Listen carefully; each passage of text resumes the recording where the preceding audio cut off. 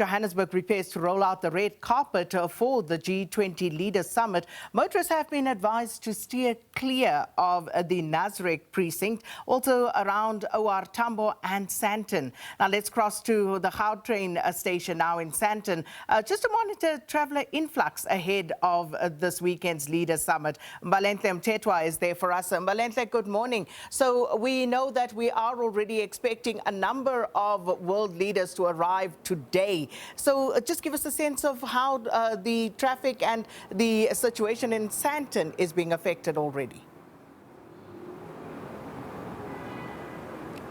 Well, traffic is flowing quite smoothly.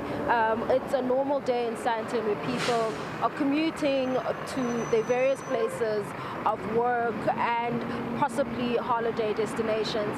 However, what's really important to note is that there's a high police visibility. As you would know, that most delegates could potentially be staying here in Sandton, and outside of most of the hotels that we have driven past, we've seen a large police contingent outside of those hotels, and this is to ensure that there is safety. I'm stepping out of the shot just to also show you what is happening here at the Sandton Gautrain station, where commuters are making their way to work. And as you would know, the Sandton area is a huge hub for corporate South Africa, with very big organizations that have set up shop here in Sandton, and many of those commuting or using the Gautrain to commute to Sandton are possibly going to those specific areas. However, the police visibility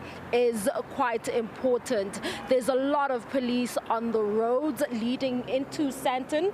On the M1, there are a lot of police officers stationed at almost every 300 meters, just ensuring that South Africa does present a safe country to the global leaders that are expected to start arriving as of today. And you'll remember that we had that briefing with the Minister of Transport, who explained to South Africans and announced that all points of entry are of good global standard, and that those coming into the country will find that everything is up to standard and that it is secure. And you will remember that some of the contingency measures or the security protocols that have been put in place is that the global leaders will be landing at the different airports. However, they will not be using the same exits as the commercial flights that are going to